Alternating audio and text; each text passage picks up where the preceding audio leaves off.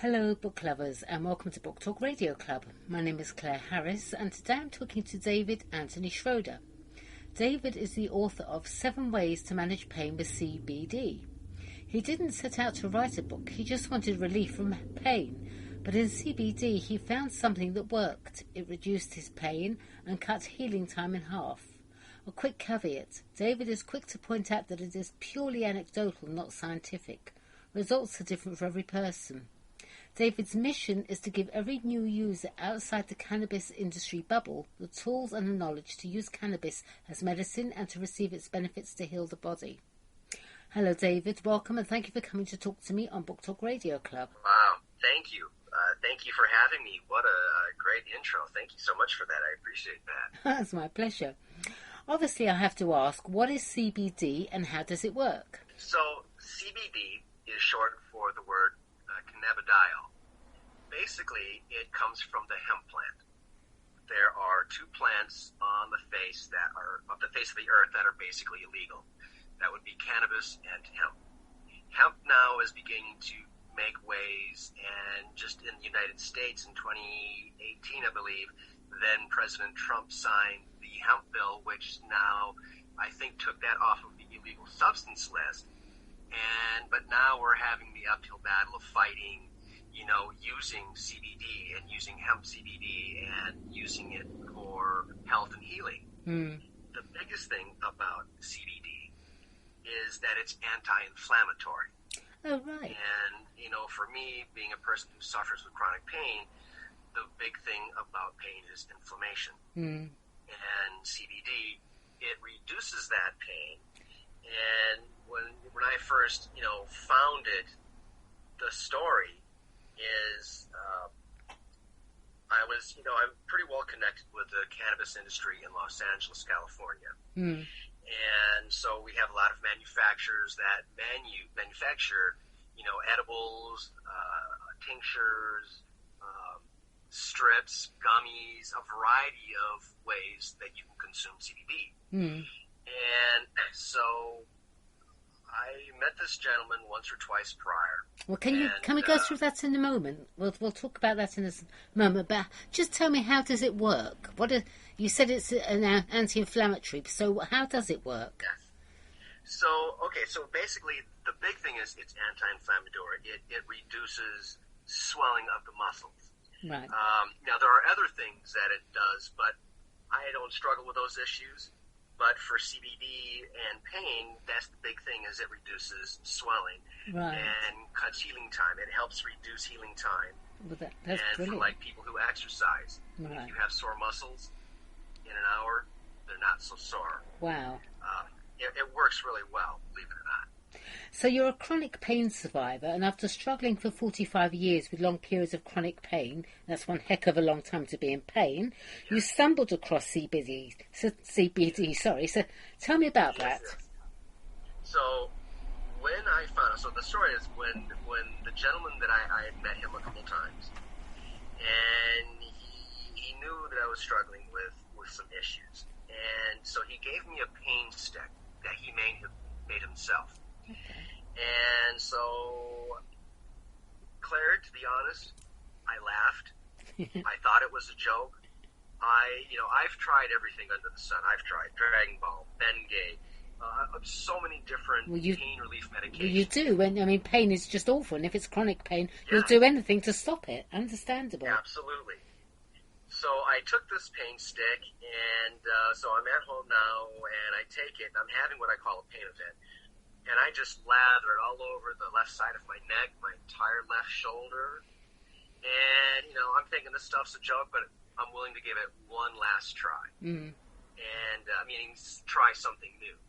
In 30 minutes, I noticed that my pain from, on a scale of 1 to 10, being at about an 8.5, probably came down to about a 7.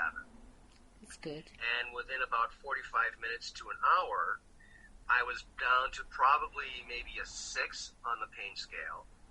But not only that, I actually had some movement in my neck and my shoulder. Right. So picture this. You see somebody whose back is hurt and their neck is hurt, and when they want to turn their head to look at you, they turn their whole body, right? Yep, been that there. Was me. Yeah. I'm turning my whole body to look at you. Yeah. But now, after an hour of having used the CBD, I've got movement in my neck. That's amazing. I can actually turn. Mm.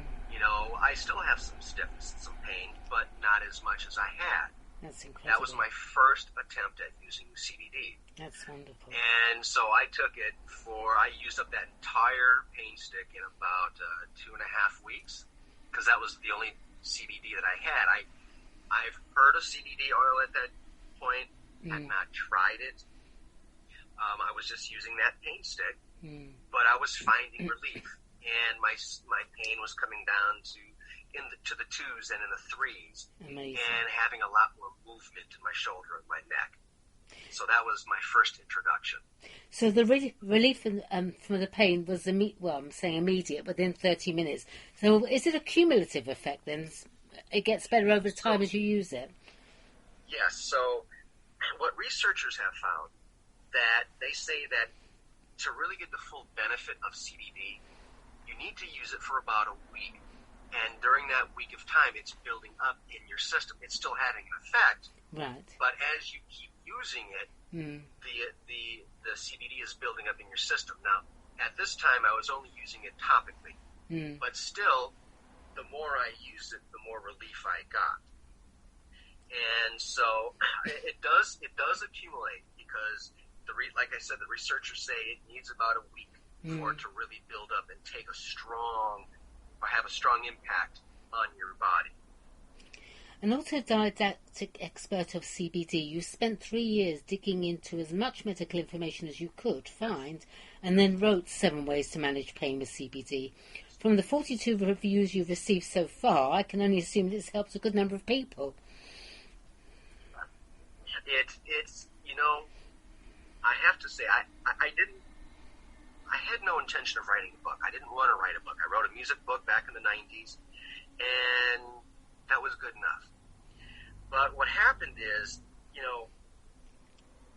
in my research, all I could find in the beginning were people trying to sell me CBD oil, CBD gummies, and a variety of things. That's all I could find, until someone showed me a medical study.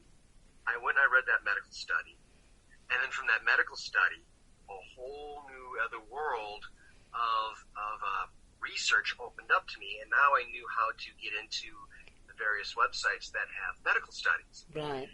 And so I'm up to about 60 reviews now. Wow. And I got some phenomenal reviews on it. Like I said, I didn't want to do this, but I had so much stuff.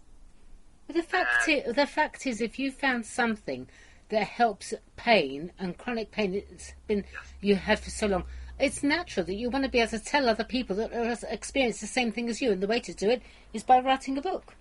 Absolutely. Well, that's what I started doing. That was every person that I was dealing with, that I was talking with, I was beginning to educate them and teach them about using CBD for their issues. And, Claire, I had stacks. I had piles of notes that I had taken from all these websites. And, it just made sense to put it all together in something comprehensive that I could use. But then it took on a life of its own. And before I knew it, I had pictures in there. I had a graphics girl helping me with this thing. I had an editor kind of helping me lay out some things. And the response has been phenomenal. Yeah. I got to speak at the USA CBD Expo 2 weeks ago. Fantastic. And a lady came up to me, got the book, and we talked for a while, and she was telling me, she saw my stuff and was telling me just what she got from my blog information was beginning to help her. Oh, brilliant. And so she came specifically to see me, and I gave her a book. I just gave her the book because she came. And the response is just, it's phenomenal. I'm beside myself. I mean, sometimes it makes you want to weep, because, my mission now, like you said, my mission is to tell the next person in front of me how to use cannabis medicine. And some stories I hear, I can't help but want to break down. And when I hear how CBD has helped them, I'm like, it's an incredible feeling. I bet. You talk about the pain assessment scale. What is that? Yes. Okay, so there are two scales that we use for pain. The norm that the everyday person really uses, we use the scale of pain from 1 to 10. But the McGill pain scale, that's another pain scale. Okay. That was created back in the 1970s by Dr. McGill. And what he did is he was beginning to understand that there were various levels of pain. And so what he did is he did a study. I think it was about 700, 800 people. And he basically found out all the various pain types and found out, where they were on a scale of 1 to 50. And so, you being a woman, I don't know if you've had children. You may have had some children. I have, yes. But, yes, okay, so the pain is pretty incredible. On that yes. pain scale, that scale is at about a 40 to a 43 for giving birth. So that's high on the pain scale. And so you have your 0 to 50, and that's kind of what doctors use because they know where to place you in that pain scale based on the type of pain you have. Right. So you've got, the normal one that humans talk about every day. On a scale of 1 to 10, I'm feeling an 8. Mm-hmm. The doctors use more of the McGill pain scale, so they see where you fit in that pain scale. That's what that is. Oh, right. So is CBD intoxicating, and how often can you use it? So there is absolutely zero intoxication. So you have two plants. You have the cannabis plant, and a lot of people know it as marijuana. Yeah. I don't call it marijuana because that's a derogatory term. It's meant to make you think cannabis is bad, so I use cannabis. So the differentiating factor between cannabis and hemp is the amount of THC in the plant. Okay. Generally, the cannabis plant will be high in THC, and the hemp plant will be high in CBD. And so the thing about CBD is it's not a one-size-fits-all. And so if you have back pain, you might use a small amount of CBD on a regular basis, where I may have a really severe illness that causes a lot of pain, so I might use double the amount of CBD you use. Right. But the beautiful thing about CBD is, and THC is, you can use it over and over again, because there is not an after effect with CBD that makes you feel like, hey man, I'm like groovy. No, that's not the thing that happens at all.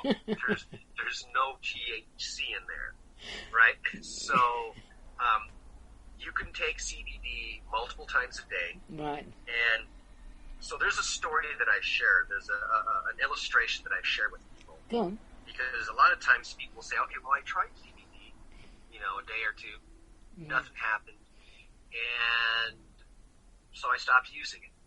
And this kind of goes back to the question you asked before about, using CBD and how much is it intoxicating.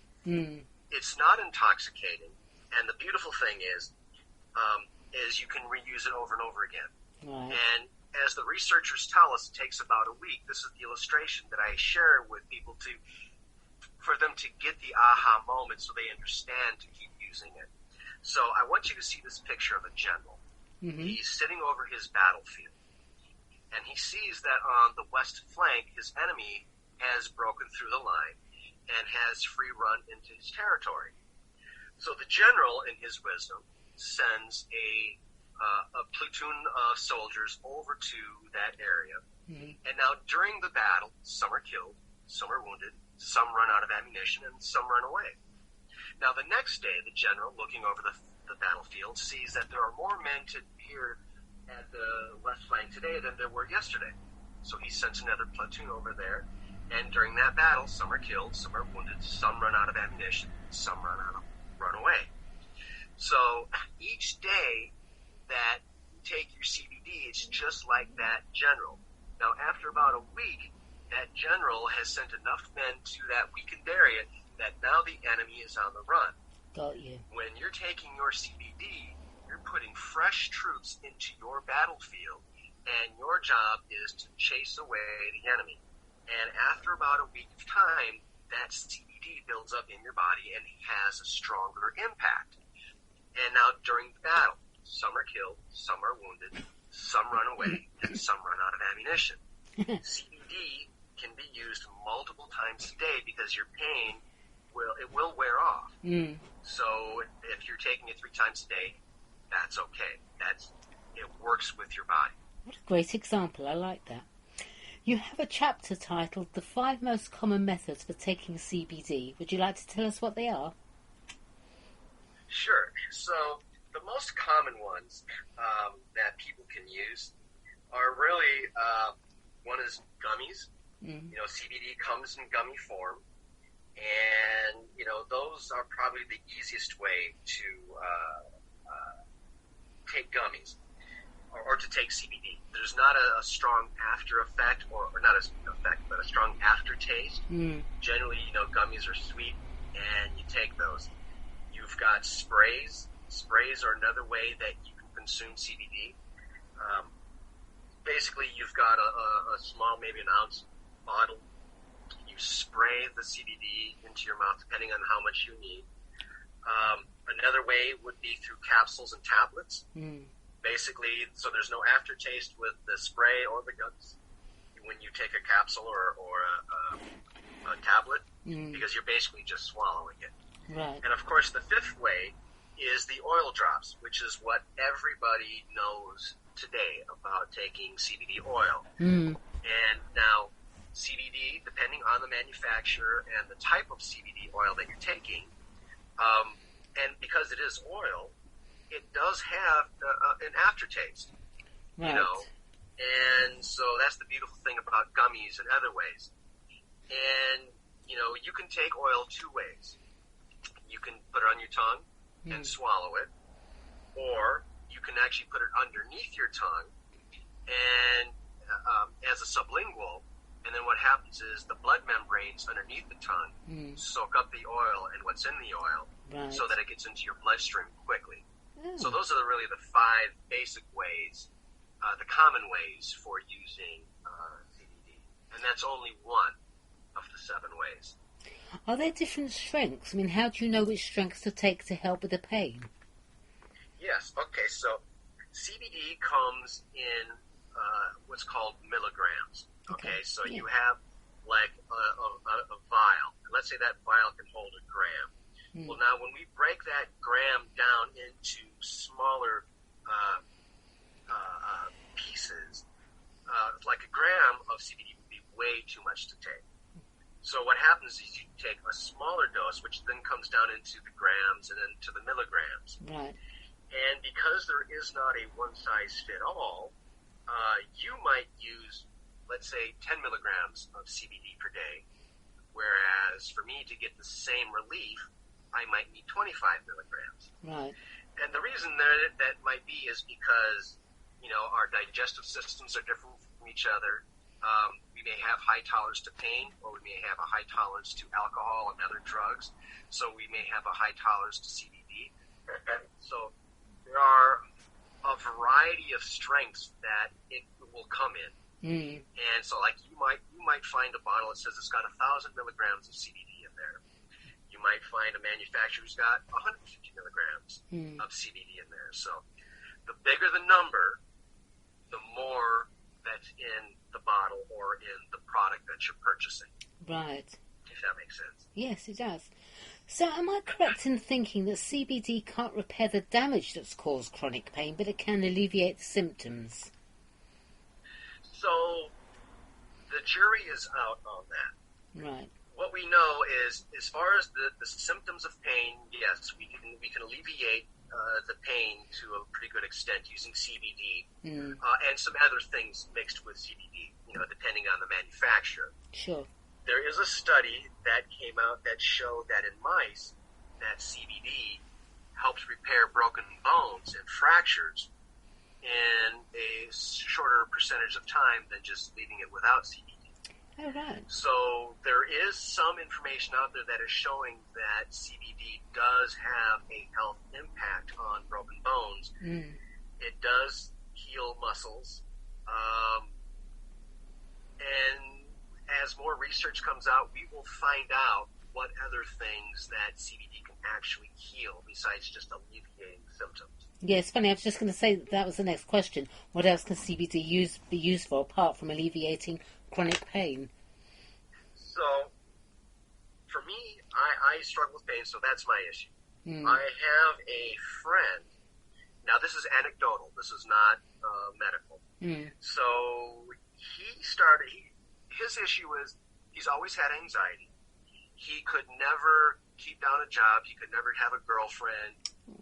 He was always not fearful, but intimidated. And, the world on a daily basis felt like it was closing in on him. Right. And he started taking 25 milligrams of CBD.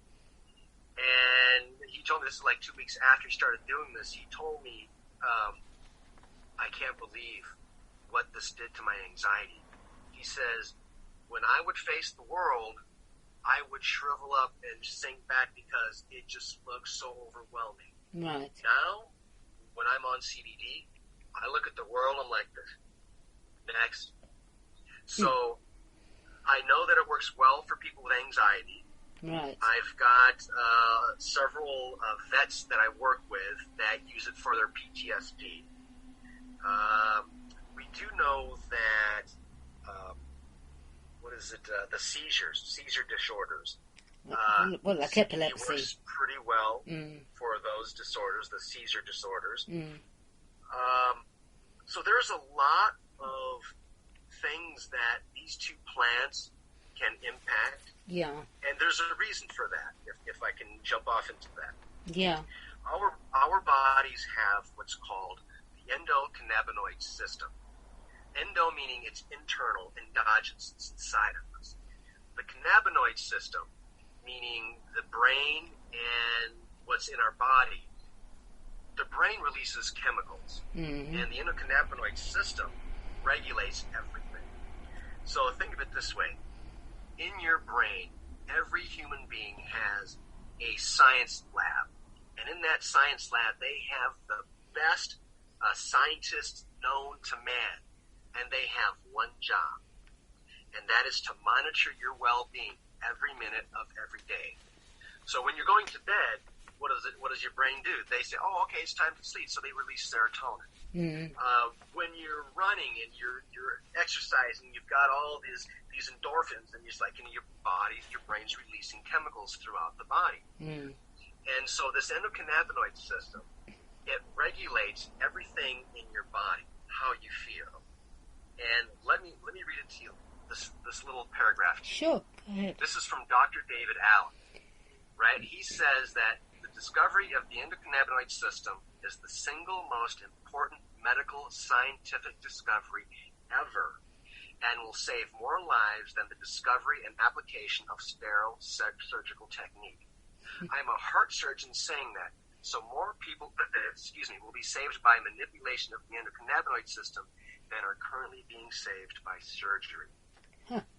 It's incredible. So that endocannabinoid system, it regulates, everything that's going on in our body. And the brain, as it sees what's going on, releases these cannabinoids, like CBD and THC. So your brain, releases this chemical called anandamide. It's one of the cannabinoids. It's similar to THC. Right. Now, anandamide doesn't, when it's released in your body, it doesn't give you that oh, hey, man, that's good. It doesn't give you that intoxicating feeling, right? Yeah. But, it's like when you win the lottery, you've got all that excitement. It's like, oh my God, that's the anandamide. When you introduce THC into the body, it's similar to the anandamide, except it has the euphoria component. Right.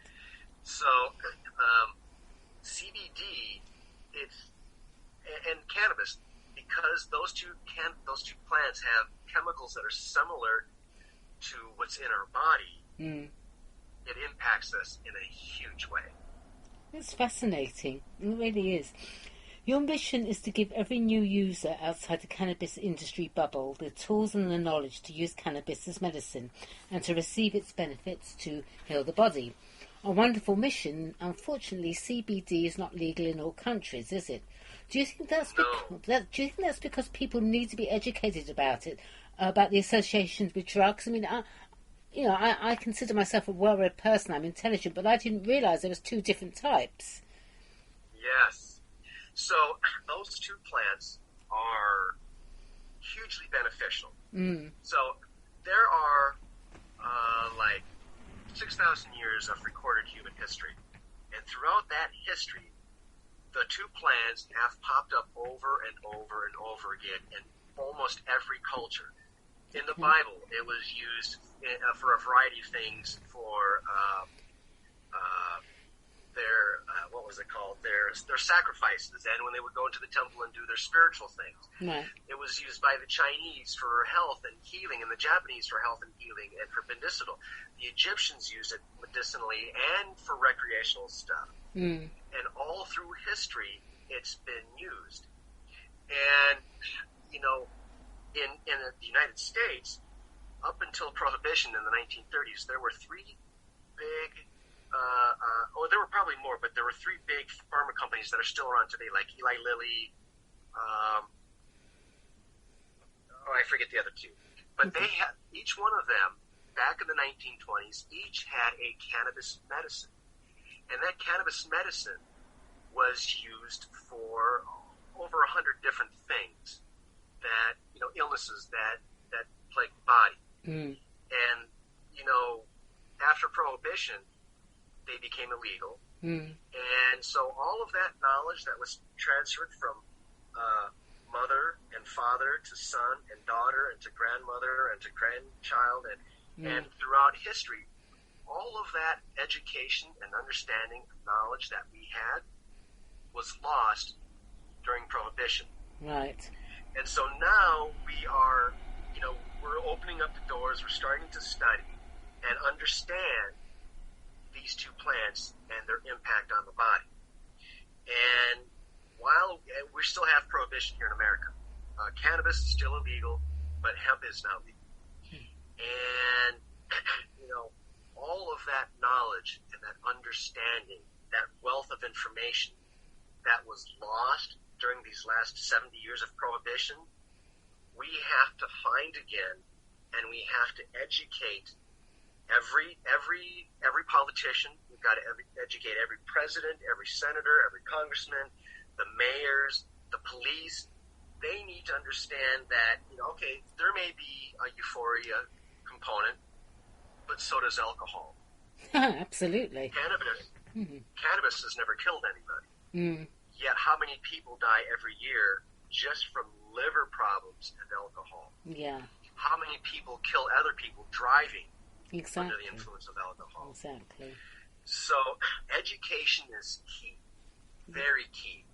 And as more people begin to understand that cannabis truly is medicine, I think that Prohibition will come down, and it's going to come to an end. It's going to come to an end here in the United States soon.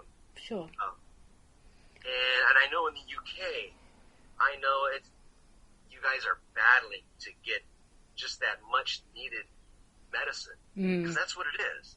It's medicine. Absolutely. I personally believe that for every illness and for every symptom, there's a plant out there that's either going to help with the pain or deal with the actual problem. Yes. There's a plant for everything. Correct. I really believe that. Well, let's talk a little bit about you, David Anthony Schroder. Depending on how you look at it, you were blessed or cursed with supernatural amounts of energy. Doctors prescribed you Ritalin and left you to be a lifeless couch potato. Despite the Ritalin, you still had boundless energy and suffered your first injury at the age of 7. This injury would go on to plague you for years to come. What happened?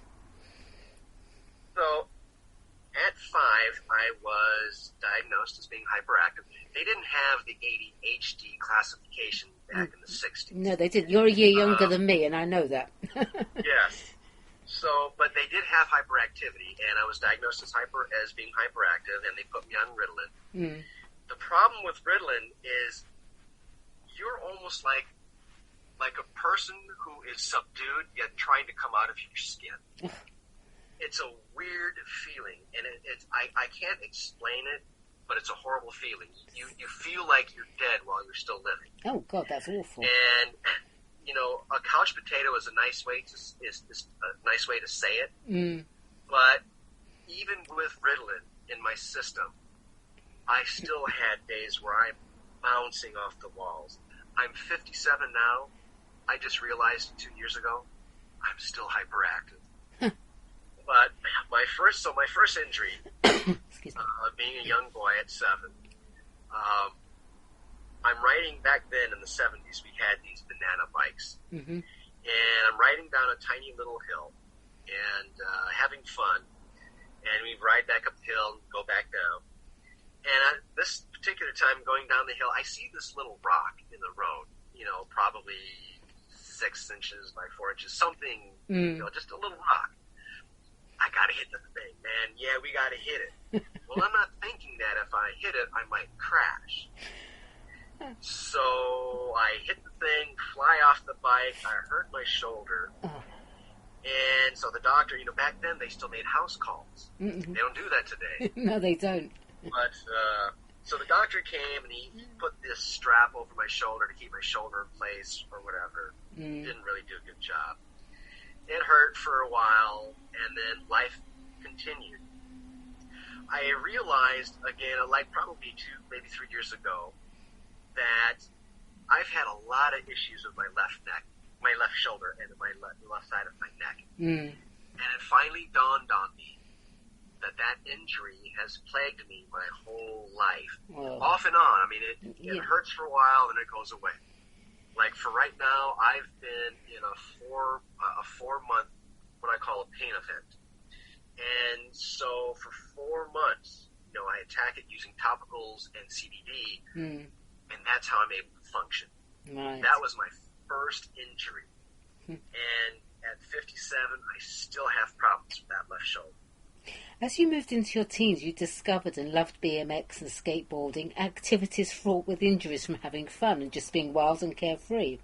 As you got older, you got heavily into martial arts, then mountain biking, roller, street blazing. No matter what you did, you were always finding ways to injure yourself. You sound like me as a child. Now, isn't it amazing how we seem to pay for a fun, active childhood later on? Definitely unfair. Yes. So I don't know. I don't say that I'm accident prone. It's because I'm pursuing life and I'm pursuing high octane activities. Because without that activity, I don't get rid of all of that energy. No, I can understand that. And I need to turn that off. My bad. Phone ringing. So throughout my life, I've pursued these things. These activities, like mountain biking. Oh man, I get on a ski lift to go to the top of the mountain of Big Bear Mountain, and then ride down. Oh my gosh, you probably hit 30, 40, even 50 miles an hour sometimes. You're an adrenaline junkie. Well, not so much pursuing the adrenaline itself, just pursuing the activity because it's fun. But you crash. And I've hurt my ankles, my knees, my hips. A lot of times the injuries heal and go away. Sure. I've been in commercial vehicle accidents because I used to drive a commercial vehicle. I've had some vehicle accidents. The worst one was somebody ran a red light, and I was in the passenger side, thank goodness. But that car hit the Volkswagen Bug that I was in, and we veered off and hit telephone pole. Oh. And I think I probably suffered for 4 or 5 years just that one injury alone, my whole back and neck. I can believe it. And so I wish I had CBD back then. I'm sure. I'm sure. The world thinks in terms of events, economic events, catastrophic events, etc. You have what you've termed pain events. I heard you use that before. An event may last a few days, in most cases weeks or months, and in some cases years. Chronic pain changes the sufferer's entire outlook on life and in some cases their personality. Before you found CBD, how did you deal or manage with your pain events? Oh, That says it all. gosh. Well, I've done a lot of drugs, legal and illegal. Mm. I've tried pretty much most everything under the sun. The big things that I have always used is chiropractic. That has always helped back and neck issues. Ice. Ice is a norm for me even still today. Those were kind of how I dealt with them then. They would give you opioids. There have been periods where I've taken some opioids. They're as bad as Ritalin. You can function. Yeah. But you're not at 100%. No. And some people might, look, he's like, why are you slurring when you talk? Well, because I'm on heavy opioids. Yeah. And I'm dragging, Sure. And the pain events, so, like you said, so the world has economic events and pain events. So to deal with my issues, I call them pain events. And so I have an event and I attack that event to get that event to a place to where I can live life and function. Because, when I was married, I had 5 children. And they're all adults now, thank goodness. But I discovered one thing early in life, that no matter what happens to you, your company might give you a vacation, but life doesn't give vacations. Absolutely. And when you're stuck in a pain event, there's no vacation from that.